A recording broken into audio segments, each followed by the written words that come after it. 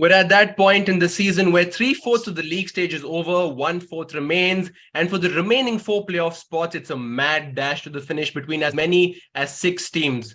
At the top of the table lie Mumbai City FC and Hyderabad FC, fighting off potential party poopers week on week in unrelenting pursuit of the league shield before they meet again on the 4th of February for what could potentially be a defining clash. Good evening, guys. My name is Suyash. You're watching the Let's Football live show, and to discuss and deliberate what lies ahead of us in the coming few weeks, we have the company today of Phil Brown, Pulasta, and Paul Masefield. So come on in, gentlemen. Let's talk today on this show and try and make sense with your own subjectivities what lies ahead of us in the coming few weeks. Pulasta, I will start with you. Mumbai City FC have been on a terrific run of form, right? If to the uninitiated, someone who's a newbie to the Hero Indian Super League, you had to explain in one line what kind of a team Mumbai City FC are and what kind of season they're having, what would you say to them? Undefeated. I think that's the big one. But I'm glad you mentioned this. I have told friends to start watching the ISL, and I've told them, watch Mumbai City play. I think they've become the flag bearers of the Hero ISL and how the quality has gone up.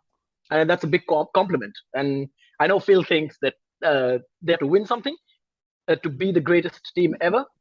But I think they already are 100% over 3/4 of the season, the best team we have seen in the Hero ISL. No doubt about that. Sure, we'll come to that, Phil. Pulasta, I beg your pardon. But Phil, I'll come to you now. Let's ask you the same question, but for Hyderabad FC. To someone who's just started watching the league, Hyderabad FC, what kind of a team are they? As ex-coach of Hyderabad FC as well. Well, if somebody hadn't seen the two teams play, the way I would describe them would be almost like Mumbai City or Real Madrid and Hyderabad or Barcelona. So it's the Galacticos versus methodology versus, pragmatic versus a coach that has a philosophy. And the guy's a dream to talk to before games. He's a dream to talk to after games. And I'm talking about Manolo. But at the same time, if you want to call him the old, sage, as it were, the old man of the Hero ISL, you've got the young kid on the block in Des Buckingham. So that's the way I describe the two teams at the moment. But I keep on going back to it. You cannot say that Mumbai City are the greatest team until they've won something. I'm not saying they're not going to win the Shield, and I'm not saying they're not going to win the Cup.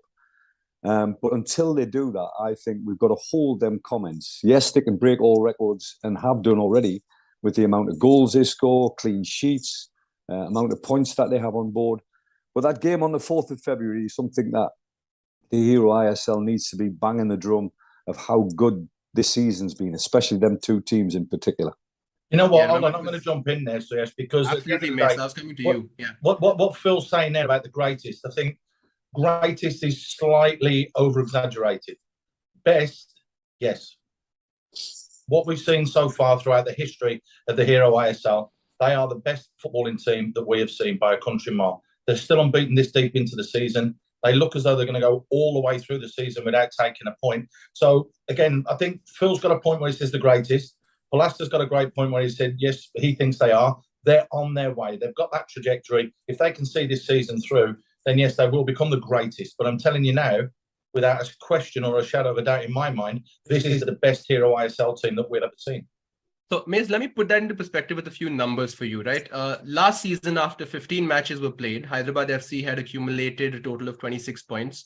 Jamshedpur FC, who were the eventual League Shield winners, were on 28 points after playing 15 games last season. This season, Hyderabad have blown that tally out of the way as far as comparison with their own selves is concerned, because they're on 35 points at the moment after playing 15 games. And now we come to Mumbai City FC, who are sitting on 39 points after 15. So does that, for you, solidify the argument that they might potentially go on to be called the greatest ever team in the Hero ISL? I think they will. I think that they'll go through the season. I think I said this a couple of matches ago. I think after about match week 9, I think they'll go through unbeaten. I think that they've got the depth of squad. The only thing that will stop them going through the whole season unbeaten is themselves. That's the only way that they can lose that winning streak. If they take their foot off the gas, again, there's two sides up there that have a Q next to their name. They're already qualified. Mumbai is one of them. They've managed to do that. Look at what they did the very next game when they'd already got that Q next to them. They were 4-0 up at half-time and then just cruised. This is a side that will not take their foot off the gas. Des Buckingham will not allow his side to take their foot off the gas. And I can guarantee you one thing: the players that he brings in will want to prove that they want starting berths if he mix and matches things, throughout the rest of the season. These two sides are a country mile ahead of everybody else, which is quite strange to say when you look at some of the other squads that are in the Hero ISL. They're a little bit further down the pecking order at the moment, but they both deserve where they are. The table, Suyash, never ever lies. Yeah, that might point towards something about the merits of continuity as well, Mace. But Phil, I want to come to you now. Let's have a look at the remaining fixtures that Mumbai City FC and Hyderabad have for the rest of the season, and try and make sense of us where you think this title is going to be won or lost with what is lined up in front of us. Well, if you go Mumbai City's next game, it looks like it's a breeze against Jamshedpur. Can Adi Boothroyd have a say in the matter and stick a spanner in the works? I don't think so. I don't think they've got enough. I think where Adi's concerned, he's tried to change formations on a couple of occasions. He's tried to change personnel. And I don't think he's actually, even now, still got it right with regards to Jamshedpur. So the next 3 points are secure, in my opinion, which makes the difference. The gap between these two giants at the top, 7 points. Then you've got the 6-pointer. Then you've got the Hyderabad in Hyderabad. Will that make any difference? I don't think it will. Gachibowli is not what you would class as a fortress in terms of the fans turning up, the support, the noise levels or whatever. Having said that, Hyderabad as a team have done very well at home.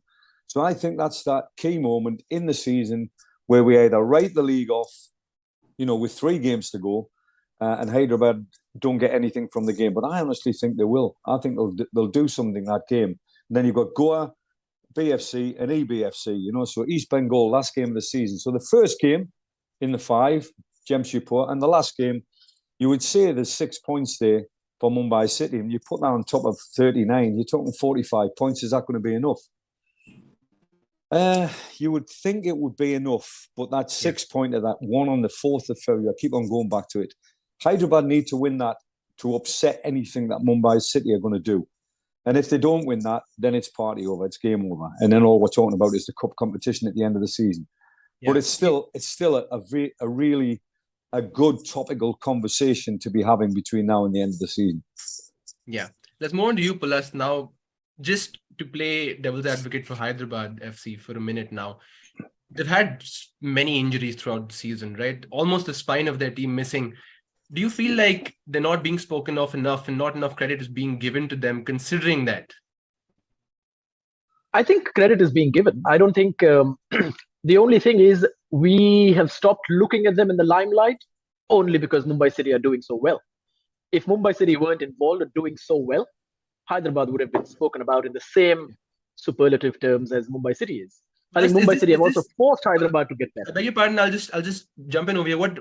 It reminds me of that title race between Liverpool and Man City, where Liverpool were just reaching exponential levels, but then because Man City were that good, is it a case of that? Can that parallel be made over here?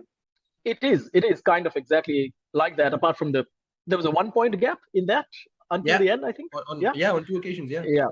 But given what Hyderabad have, given how they've had injuries and all of that, some transfer trouble, all of that, I think Manolo has done an absolutely fantastic job. In terms of speak about coaches, he's one of the best. Sorry, Phil, yes. No, Pula, can I come in with, we're talking about injuries and they're going to be key. They're going to be key in the last 5 games. If I took Pereira Diaz out of Mumbai City's team, we witnessed what happened at ATK Mohun. They won the game still. They won the game, but looking for that other number 9, which we always talk about after every game, doesn't matter whether we're talking about Chennai or East Bengal or ATK Mohun, we're always talking about who's the best number 9, who's the one that's going to score the goals, who's the focal point. And we go 4-0, either side of a 1-0 victory in ATK Mohun, which wasn't fluent. It wasn't a great performance, but defensively, you've seen a team that came together defensively. And I thought that other side of the horrible, if you like, the horrible side of the game where you've got backs to the wall and you've got to stand. I thought that was the best part of Mumbai City from what I've seen. Not the glorious stuff that Greg Stewart and Bipin and Chante and all, not that glorious stuff. You've got to look behind the scenes at what else they've got. And they seem to have a clean sheet mentality at the right time. Yeah. Also, I think if Pereira Diaz would have been out or injured for a considerable amount of time, Des Buckingham would have found a solution. Maybe they would not have been undefeated, or maybe not with such a clear lead, but I think he would have found a solution. The squad depth that he has, it would have. And Manolo might be thinking, I wish I had that squad depth. But that doesn't take away from the job that he is doing. It's fantastic. I would love to see Hyderabad and Mumbai City push it till the very last week. I'll throw the next one at you. In terms of I'll throw the next one at you. Sana Singh, you take Sana Singh out the back four and you replace him with Nim Dorji. Wow, that shows you the type of coach Manolo is. You know, you sell Ashish Rai and you replace him with Nikhil Pujari. If they lost Akash Misra, I think that would be a big blow to them. I don't think they can afford to lose him in this January transfer window. And I hope it closes in time for them. They maybe have sold him at the end of the season. That's another argument. But you just take certain players out of certain teams, and I think Pereira Diaz, they need him for the next 5 games. I was just going to say that, Phil, about what you were saying there about Hyderabad with the players. Bringing in Nimdorji really had been a bit of a masterstroke, putting him in there at centre-back. We saw him starting full-back position a little bit earlier on in the season. The middle of the park, he's managed to settle that debate by bringing in Borja. He's managed to mix and match whether he plays on Beche as a 9 or a 10 and Severio to play. Chianese is just coming back from those little niggles and those little injuries he's got. He's got such an impact as well. And in the wide areas, when Danny comes on and can start and create problems on the one side, and on the other side, you've got Yasir. I mean, the balance of that team is fantastic. But let's not forget, they kept the kernel of that side together for the last 2 years. This is a club that's been together for the last 2 years, whereas other clubs have had to start from the bottom and look to build again. Is that Colonel Manolo? Colonel Manolo. Well, on that note, Phil, we spoke about squad depth. It's just random Twitter rumors, of course, but I read somewhere saying that watch Mumbai City FC buy Akash Mishra and then replace him with Sangwan from Chennai FC. Now, I don't know if that's going to happen at all or not, but let's talk a bit about Gyamar Nikum, who Mumbai City FC have also signed. Mace, what do you make of that kind of a transfer? I think it's an interesting one. I don't think it's one for this year. I think it's one for the future, one for next year. I think that he's been brought in just purely and simply to boost up the numbers, to look to see how Mumbai work and what they do and how they do it. And he's been brought in to learn and understand the way and the ethos that they play. I remember talking to Des. We did that Let's Football Live with him, didn't we, over there at the hotel, and we were talking. And he was saying, last year wasn't my team. This year is my team. So now he's having a more heavier hand on the selection of players that he's bringing in, the type of players that he wants in the club, and the type of players that can fit and work and suit to his system. And this young lad's definitely one of those. But for me, he will get a couple of minutes. He won't get a first start, in my opinion. He won't get a start between now and the end of the season. He might do come the last game, but this is definitely a signing for the future, moving further forwards. Because if I'm not wrong, it was a good couple of year contract. So it's a nice contract for the boy. It's a nice contract for the club. And it's them looking ahead now rather than looking back. So already, Mumbai are planning for next season. It's January this season, but they're planning for next year. That tells you about the type of mentality that you need to participate in this league, to have longevity. Mumbai City have started it now for next year. Pulasta, you've written a lovely editorial on Gyamar Nikum as well. Your thoughts on that transfer? I think fantastic. I'm so excited for him. This is the lucky bit about being involved with the Durand Cup early on in the season. You get to see these gems and to know that big clubs are also looking at these players. I think it's a great sign in terms of Indian football. But watch him light up the Super Cup when it happens. Great instinctive attacker, low center of gravity. He's very exciting to watch. And obviously I'm biased because I've seen some goals from his side, but I am so excited to see this young kid. And it'll open the doors to more footballers coming through from Arunachal Pradesh. I think as a country with so many states, it's a massive subcontinent, these players who come from a state and suddenly end up at Mumbai City, it's going to be such an inspiration for kids in Arunachal Pradesh. And Gyamar said that is one of his major motivations, to open the doors to footballers from Arunachal Pradesh to come through to Indian football. On that note, gentlemen, concluding this conversation on the top two, let's move a little to the bottom of the table now, mid-table, shall we say, and let's have the table up in front of us. First of all, we have about, say, 6 teams fighting it out for the remaining 4 playoff spots. Are we in agreement with that, first of all, Phil? Do you feel you're giving East Bengal a fighting chance at all of finishing in the top 6? Not really. I think East Bengal, Jamshedpur, North East, you can say, are out of the race. Chennai are hanging in there by the skin of their teeth, but I still see potential. I still see one or two things that are definitely going in the right direction. Bengaluru, you've got to say it, the last 3 games, stumbled upon not a system, because I think the system was in his head. Where Simon Grayson's concerned, many a time back in England, he employed the 3 centre-back system. But when you employ 3 centre-backs, what you're trying to do is just trying to get 2 strikers up the pitch. What they do in India, they tend to go 3-4-1-2. So you're more or less, that glue between the midfield and the strike force is cemented by that lovely number 10. You know, India seems to attract the number 10s. And I don't mean little number 10s, big number 10s. You know, your Krivillaras of this world, your Javi Hernandez, you know, they're big lads, you know, but they can play. But the thing that he has stumbled upon is Shiva and Roy Krishna. As a partnership. And I mentioned this, I think Mace highlighted it as well. I mentioned the fact that when you're playing alongside a legend in Sunil Chetri, and it doesn't matter how much of a legend of the Hero ISL you are, which I think Roy Krishna is, you're still playing, you're playing under pressure. You're playing under pressure to try and formulate some kind of relationship with this guy. And it wasn't working. It wasn't working for Roy Krishna, and it certainly wasn't working for Sunil Chetri. And I think that's the part that the coaches maybe stumbled upon. Took a brave decision 3 games ago to leave Sunil Chetri out, and Shiva's come up to and stepped up to the plate. And it looks like he's gone under Roy Krishna's wing, and all of a sudden, Roy Krishna's now flying. He's now going to finish the season, in my opinion. He could quite easily get into double figures, and it's ridiculous when we were talking about 1 goal in 10 or 11 games, literally 2 or 3 games ago. I'm thinking double figures now, and if Roy Krishna gets double figures, BFC get into the top 6. Yeah. Mace and Pulasta, quick responses from you as well. You giving East Bengal a chance at all for finishing in the top 6, so we can move ahead then. You can consider that only 6 teams are in contention for the remaining 4 spots. Mace, go ahead.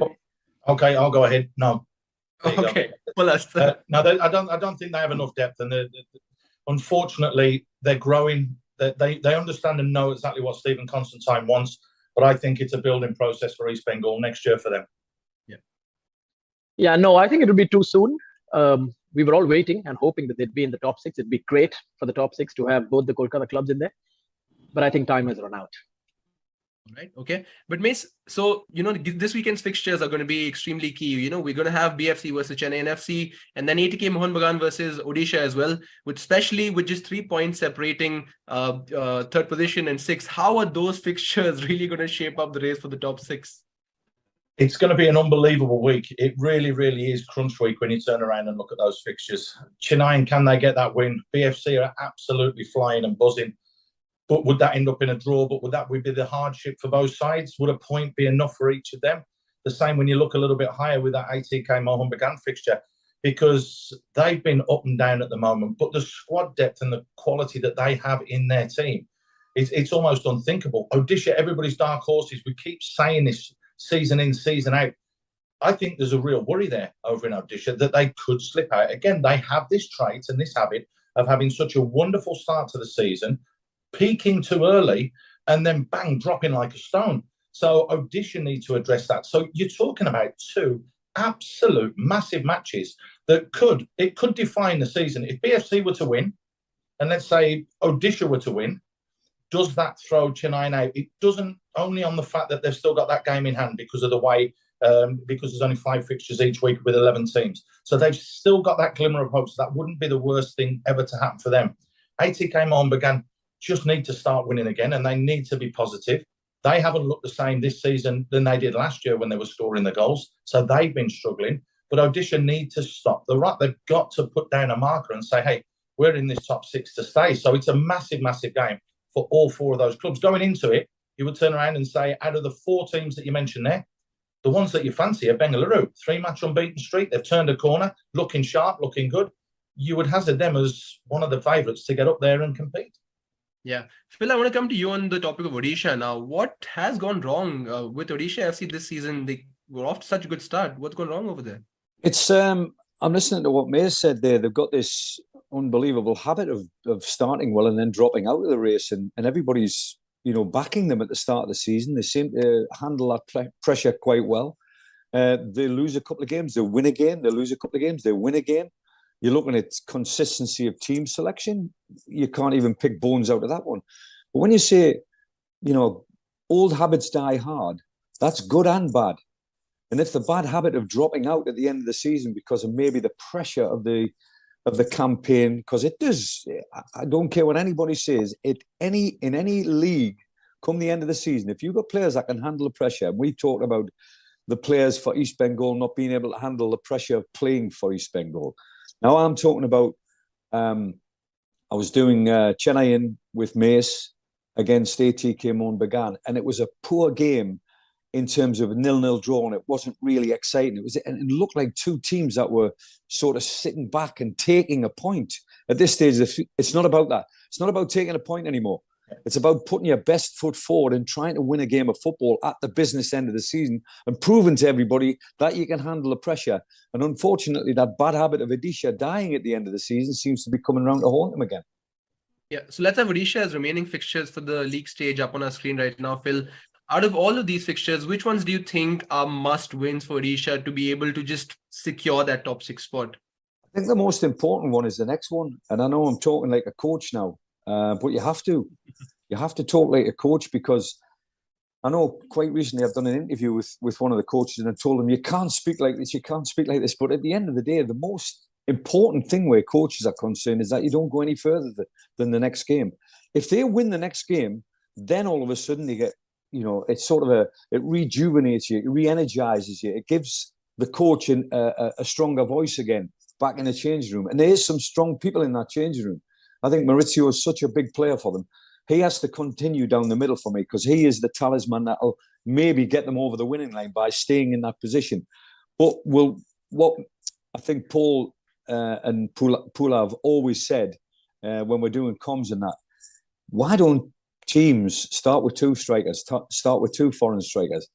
And it takes a lot of pressure to actually say, I'm going to abandon my philosophy of keeping a clean sheet. Starting with 0, starting with a 0, and keeping a 0 is part and parcel of a coach's psychology. Whereas Des Buckingham's concerned, he starts with a 0. He knows he's got a good back four, but he knows he's got a strike force that's going to win a game for him. Whereas these teams at the bottom fighting for playoffs, fighting to get into that top 6, don't necessarily have that firepower. So starting with 2 foreign strikers, I think, is a bit risky at this moment in time. I would actually start with a clean sheet and keep the clean sheet. Sure. Okay, Pulast. On to Bengaluru FC now. What's changed over there? We asked Simon Grayson this on broadcast. He has an answer. What do you think? I think there's a big change in mentality. They've started believing. But at the same time, if you look at the course of the whole season, I'm not sure if they give you the confidence of making it through. I know there's been 3 wins in a row, and things have changed in the sense that Roy and Shiva have started firing again. Javi's working very well behind both of them. It's all happening. But I'm still, there's a lack of surety that used to come attached with Bengaluru in the past. For Grayson, whether he can keep that, if he can bring that back, then I think for him the biggest change will be mentality. He's turned them into start thinking like Bengaluru again. And the sign that the club is kind of planning for next season. We've heard rumors. Yeah. Probably they've learned their lessons, right? Yeah. And I don't know how it affects the side. Most of the changes are positive, but if it does, it can give them that little bit of an extra spur to kick on from here. But that Chennai versus Bengaluru game, I think the winner of that game will go into the top 6. Yeah. On those rumors, Pulas, you made a brief mention of that. We hear a certain name being thrown about of a successful coach at BFC. Now, if it's Albert Roca, who's indeed coming in, whatever capacity he does come in, what does that indicate to you about how the club is planning philosophy-wise for the future? Indeed, if I that is... Yeah. I think number one is an admittance that they got things wrong for the last couple of seasons. Okay. That, I think, is very important for a club to sit back and say that, oh, okay, we got this wrong, this wrong, this wrong. Now what do we need? If they want to go back to a system where we hear certain coaches or certain people, but Albert Roca, again, going back to the Spanish situation, they will need to also buy players for that. They will also need to buy the right type of players for that philosophy. But I think it's a good structure. We keep talking about structure in the biggest clubs. For the longest time, the biggest excuse for a Man United fan was, oh, the club doesn't have structure, right? But now Bengaluru, with a structure, you can see they're starting. Let's put these things in place and now trust these footballing brains to come on and prepare for next season. I think it's a great move starting right now, and it has to be given credit. I just hope it doesn't derail the current setup, because the current setup are going to be like, oh, are we gonna stay here or not? Right? Yeah. I hope it doesn't derail them. That's the only drawback. I'm not sure if Mace or Phil, they agree, because they've been inside clubs when these things happen. Yeah. But I hope it doesn't derail them. Pula, I can't wait to get in here. The reason why I want to get in, it's quite simple. I want to know how much of Simon Grayson knows what's going on in the background, because if he's not part of that, he is going to be a front man, and as soon as it goes pear-shaped, he's out. That's how crazy it is. Now, if he's part and parcel of the restructuring of the back room, i.e. the chief executive, the director of football, the COO, if he's been part and parcel of that process and he's been asked about, what do you think of this? What do you think of that? All well and good. That bodes well for the manager, first and foremost. And he's the guy that's going to be on the touch lane being shot at week in and week out. So he's now all of a sudden turned BFC's corner, or positive corner, shall we say, this season by winning 3 games back-to-back, by taking on one of the powerhouses of the establishment. And what I mean by leaving Sunil Chetri out, at the biggest moment of his career, coming to the retirement, does he go into this side of the game? Does he become a coach? Does he become an ambassador for the club? All of them things Simon's actually took on. He's turned a corner on the football pitch, and then all of a sudden he's hearing things going on in the background, and he hasn't been consulted. I think that would be detrimental to the club at this moment in time. Yeah, important to mention though, Phil. Yeah, we'll wait to see how it transpires. It's all ifs, buts, and maybes at this point. Absolutely. In time. Yeah, absolutely. Mace, you want to get in a word over there? No, I was just going to say, I think what's been wrong with Bengaluru over the last couple of seasons is recruitment, and that's why Rocker's been brought in. As with these rumours, and that's what we're talking about. Obviously, it hasn't been officially released from the club yet, or it may have been, I don't know. But at the end of the day, it's to sort out the director of football's role, which is to ensure that there's that continuity. I think Phil's right. It'd have been great to have Simon Grayson in on those conversations. If he wasn't, does that mean he'll still be there next year? I think on the field of play, the biggest thing that Grayson's done is he's sorted the dressing room out. He dropped some pretty big players over the past few weeks to try and sort things out there. And now all of a sudden these people are performing and playing for him. I think he's made a couple of statements of intent to the players that are out there on the field of play to say no one's bigger than the club. And now all of a sudden they've hit the ground running. I think they could go all the way into the top 6. Yeah. So let's take a look at the remaining fixtures that BFC have now, Mace. And out of these, majority of the fixtures they're going to be playing at home, right? How do you see that? Is that an added advantage for them, or do you see that as pressure maybe? Well, I'm going to take Phil's stance on this one. You've got to take a game at a time, man. You know, just a game at a time. No. I mean, they're all big games. Don't forget there's the Kerala Blasters that's been thrown in there as well. And there's a Mumbai go. It could come down to that final game. That could be a decider to see who finishes in the top 6, hypothetically. But that playing 4 of those matches at home is an absolute massive, massive bonus. A huge, huge bonus. They don't have to travel, so they can recover right. They can be they'll be on the training field. They'll be working together. A lot of variables have been taken away from Bengaluru come the end of this season. It's an absolute magnificent running. Srikanth Riva, we know what the West Block Blues are like. They do get behind their side. And if there's a sniff that they can finish in that top 6, I tell you, the whole of that top stand will be absolutely banged out, because they'll come out their numbers and they'll support their team. They see positivity off the field of play with the rumours that we're talking about, looking at changes for next year. So they're already planning as well. They've seen that the team on the pitch has turned a corner. They're seeing goals, they're seeing wins, they're seeing victories. And if there's that little bit of a spark and belief that they can get themselves into that top 6, I think the BFC fans will come out in full force and full voice to back their side right to the end of the season here. Yeah, let's not forget what BFC do mean to the Hero ISL and what they stand for as a club and an institution in Indian football, who've been pace setters, very early pace setters, and now, of course, they're going through a bit of a slump, but who knows, if they make the top 6, then it's anybody's game. And on that note, gentlemen, to conclude the show, I'll start with you first, Pulasta, you Mace next, and then after that you Phil.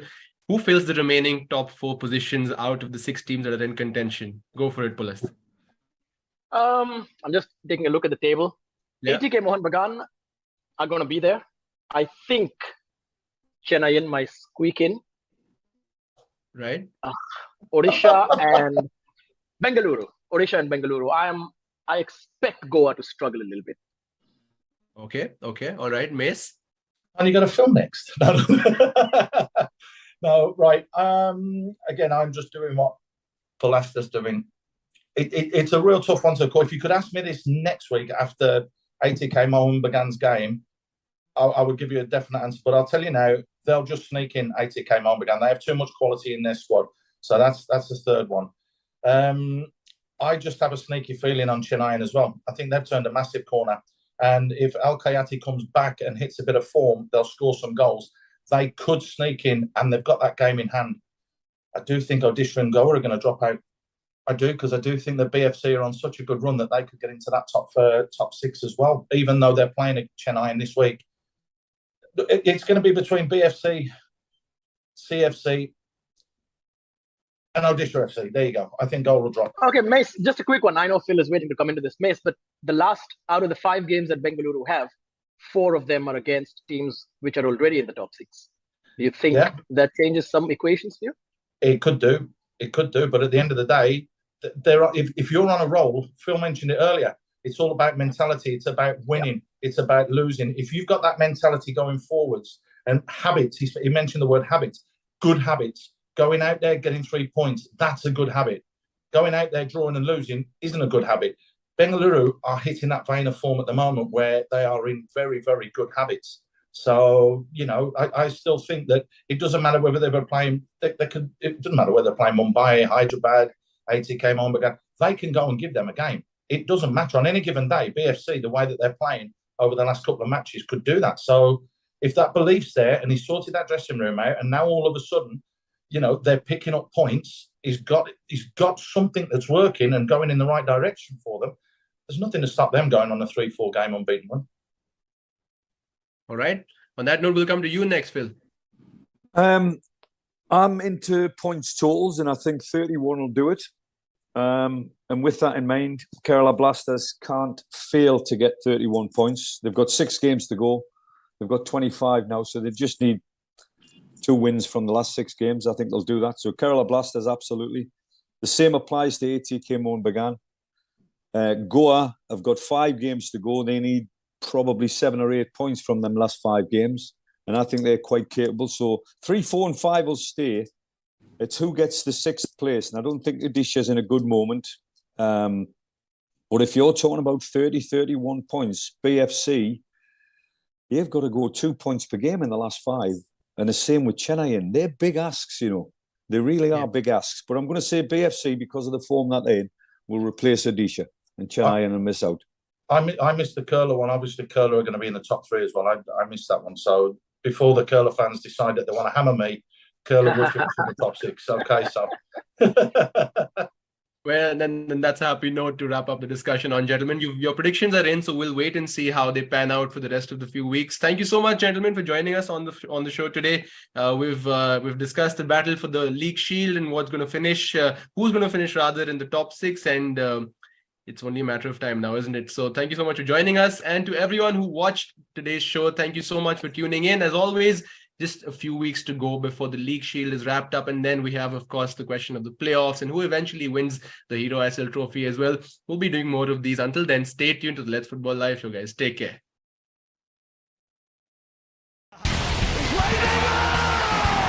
And Jamshedpur have won the Hero ISL. Hyderabad are the Hero Indian Super League.